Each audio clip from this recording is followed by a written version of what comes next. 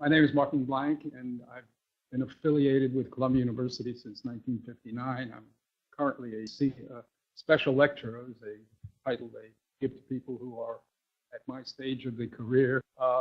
I've been involved with research in electric and magnetic effects, biological effects, for many years since I started at Columbia. And I've been involved in the politics, I guess, of the science. I've been president of the Bioelectromagnetic Society, as well as the Bioelectrochemical Society, and the head of the division of the Organic and Biological Division of the Electrochemical Society. So I'm pretty well steeped in the science of these measurements, and that's what I wish to speak about. I was also involved as one of the authors of the Bioinitiative report, which was referred to just earlier. And so my remarks are really pointed at the science, which I think should really be paramount, because that's the solid data on which we are basing a lot of what we say. And this is my statement. Health Canada and other regulatory agencies are making a serious mistake when they do not pay attention to the biological research studies showing non-thermal adverse biological effects. They have been assured by physicists who explain that only ionizing radiation can knock electrons out of atoms and cause chemical changes. What the physicists say is true, but completely irrelevant in biology. There are many ways in which living cells can and do cause chemical changes. Indeed, the cells in our bodies produce the vital chemical changes under isothermal conditions, that is, when there is no change in temperature. Health Canada should be speaking to biologists who have published thousands of peer-reviewed studies documenting adverse effects due to the non-thermal levels of non-ionizing radiation. Better still, Health Canada should be relying on the testimony from the cells themselves. Living cells tell you when they are threatened by environmental changes. They start to synthesize stress response proteins, and they do so in reaction to changes in pH, toxic metals, alcohol, etc., as well as changes in temperature. Our research at the university has been about the production of stress proteins, and we, as well as many other scientists, have published clear evidence that cells react to EMR as harmful, that is, at far below thermal levels of RF. For years, increased temperature has been considered the critical factor leading to harmful effects. It is now clear that safety standards must be revised to take into account the non-thermal biological responses that occur at much lower EMF intensities. The current Canadian safety standards do not adequately protect the health and welfare of the public, and especially its most vulnerable members, the children. I urge you to revise Safety Code 6 to take into consideration these established biological scientific findings.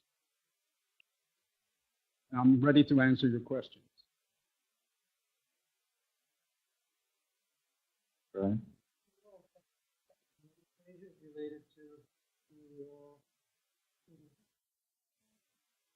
Epigenetic changes have been occurring, and they've been a subject of interest of late.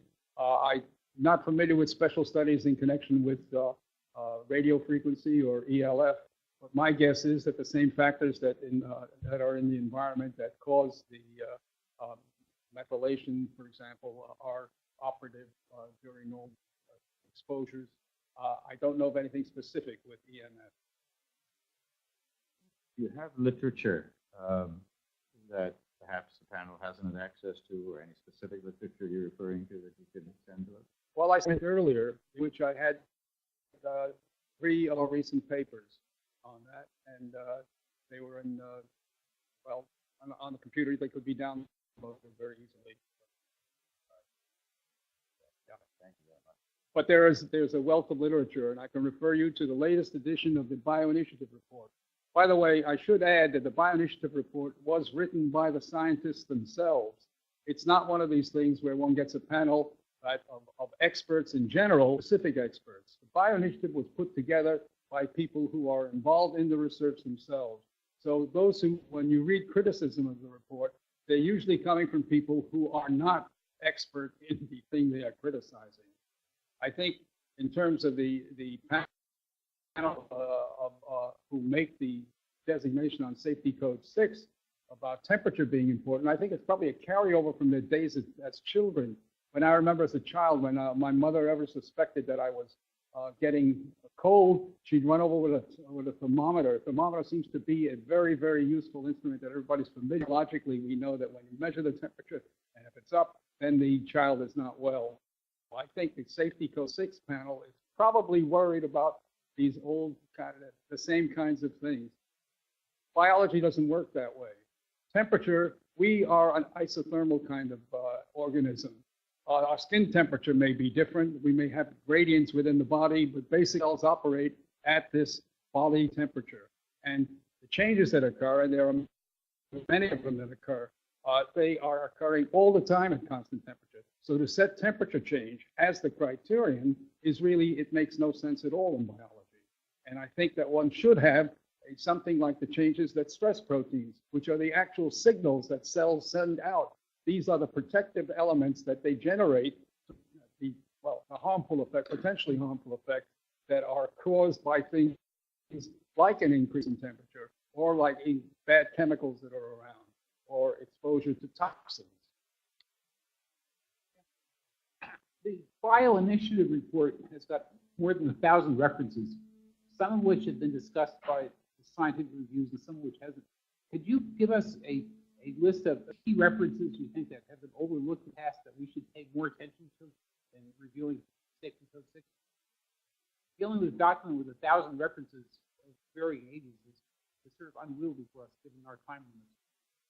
I think one of the things that you should look at the Bioinitiative report as, these are writings by experts. Now, it may be self-serving to designate myself as an author as one of these, but these are people who have been working in the area.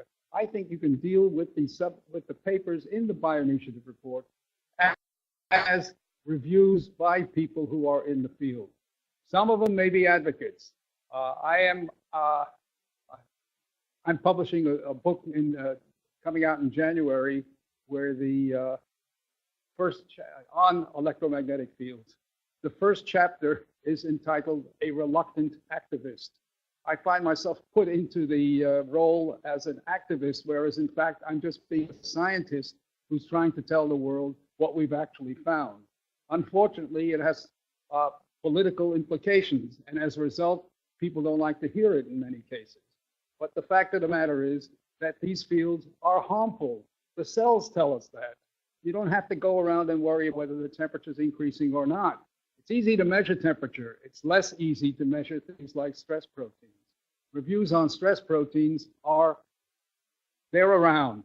And in fact, one of the references that I sent to you is a recent review that came out I think 1 or 2 years ago. It was written by myself and Reba Goodman. The two of us had been the ones who were responsible for pushing proteins onto the scene and showing that they're activated by ELF, the very lowest energy form of electromagnetic field, and as well as by RF. And certainly when you get up to the thermal changes, they certainly cause a release in stress proteins. So there's a lot of biological information around that says that Safety Code 6 take into consideration what we have learned from science. Now, granted that there are all kinds of implications of these changes. One must make these changes. One doesn't have to make them overnight. One should be able to cushion industry so that it doesn't get this convulsion when suddenly you say these things are not safe. You should put in ways in which the changes can be made gradually so that they can accommodate to them. I mean, these are changes like that were put in when they changed the lead content in gasoline. I mean, this was not put in overnight. This was put in and industry could accommodate. One of the great strengths of industry is it can mobilize itself when it's got a task to do. This is certainly true during World War II, when you had nations that had very little industrial capacity suddenly were able to gear up and put themselves into a situation where they could generate all these armaments and cannons and airplanes and so on. Industry is capable. And you usually get this happening when they suddenly realize that it's home, when some member of the family suddenly becomes a victim of this kind of effect. The small part of the population that is electrosensitive. There's a paper that was published in Bioelectromagnetics, the Journal of the Bioelectromagnetic Society. It's quite a few years back by, I forget the year, Lightgeb was one of the authors, where they did skin resistance measurements. And they showed that there's a distribution of skin resistance in the population of adults that is roughly a range of 100-fold. In other words, least sensitive to the most sensitive. And when you get to the most sensitive, there's a blip in the curve. It's like it's a bell-shaped curve, and then at one end, there's a little extra blip. Those were the electrosensitive that were already noted in the biological literature that far back. And the thing is, my guess is if they were to do the same study today, they would probably find that there's a bigger blip.